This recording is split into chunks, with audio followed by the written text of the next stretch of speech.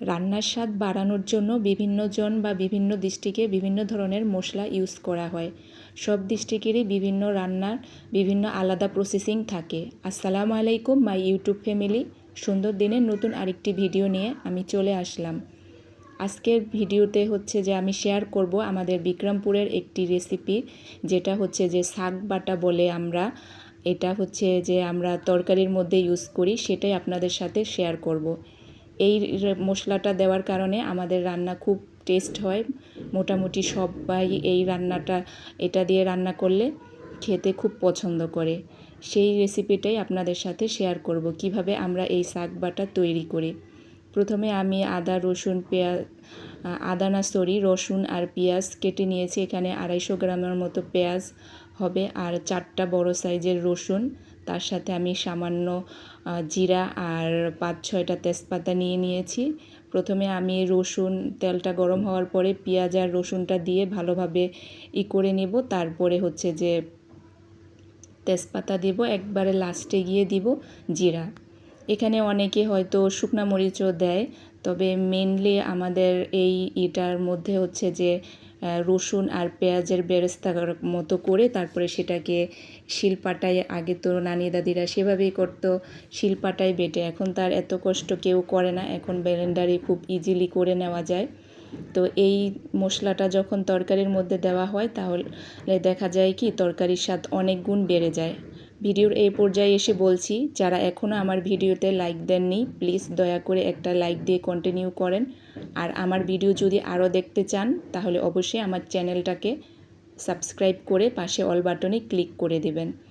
আর যখনই আমি নতুন কোনো ভিডিও দেব আপনার কাছে নোটিফিকেশন চলে যাবে, আপনি আপনার সময় সুযোগ মতো দেখে নিতে পারবেন। এটা হচ্ছে যে এখন আমি খুব ভালোভাবে একবারে ভাজা ভাজা করে নেব, মানে যেভাবে পেঁয়াজ বেরেস্তা করে। আরেকটা টিপস হচ্ছে যে এই পেঁয়াজগুলো আমরা যদি কুচি করে না কেটে গোল গোল করে পাতলা পাতলা করে মানে রিং রিং করে কাটি তাহলে পেঁয়াজ বেরেস্তা কিন্তু ভালো হয়। অনেকে হয়তো জানে, অনেকে নাও জানতে পারে। পেঁয়াজ বেরেস্তা করার সময় যদি পেঁয়াজটা গোল গোল করে কাটা হয় তাহলে বেরেস্তাটা কিন্তু অনেক সুন্দর হয়, মচমচা হয়। এমনিতেও হয়, তবে ওই গোল গোল করে দিলে সেটা খুব সুন্দর হয় বেরেস্তাটা।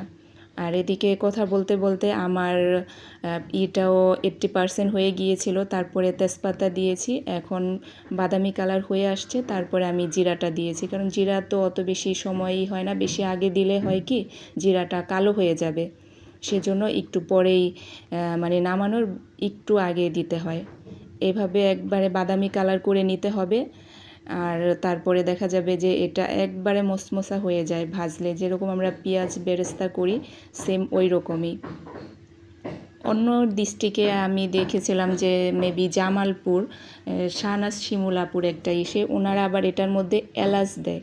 তো এলাচ তো আর মাছের সাথে বা সব কিছুর সাথে যায় না। আমরা যেহেতু এই রেসিপিটা মানে মশলাটা মাছের মধ্যেই বেশি দেই, মাংসেও দেই, তো সেখানে তো সব কিছুতে এলাচের ফ্লেভারটা তো ভালো লাগে না। অবশ্য তাদের হয়তো তাদের ডিস্ট্রিক্টে ওইভাবে করে, আমাদের ডিস্ট্রিক্টে বিক্রমপুরে এভাবেই করে। আর এই শাক বাটাটা দেখা যায় আমাদের ওইখানে দেওয়া হয়, সবাই দেয়। আমি অবশ্য বেশ অনেক দিন ধরে করি না, তো আজকে বেশ অনেক পরিমাণে করে নিলাম, অনেক দিন চলে যাবে।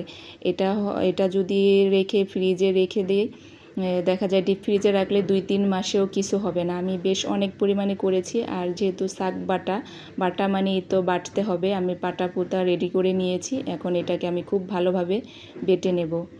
আর বেশ অনেক পরিমাণে আমি বেশিটাই ডিপে রাখবো। আর নর্মালে রাখলেও দেখা যায় যে 15-20 দিন কিছু হয় না, এটা এমনিতেই অনেক ভালো থাকে। এভাবে আমি এখন সবগুলোকে খুব সুন্দর করে একবারে মসৃণ করে বেটে নেব। প্রথমে যে আমি দেখাচ্ছিলাম যে একবারে মচমচে হয়েছে, তেজপাতাগুলো ভেঙে একবারে গুঁড়ি গুঁড়ি হয়ে যাচ্ছিল। তারপরে এই পেঁয়াজ রসুন সবগুলাই একবারে মচমচে হয়ে বাটা দিলেই দেখা যায় যে খুব দ্রুত হয়ে যায়। তারপরে আমি যে বাটতেছিলাম।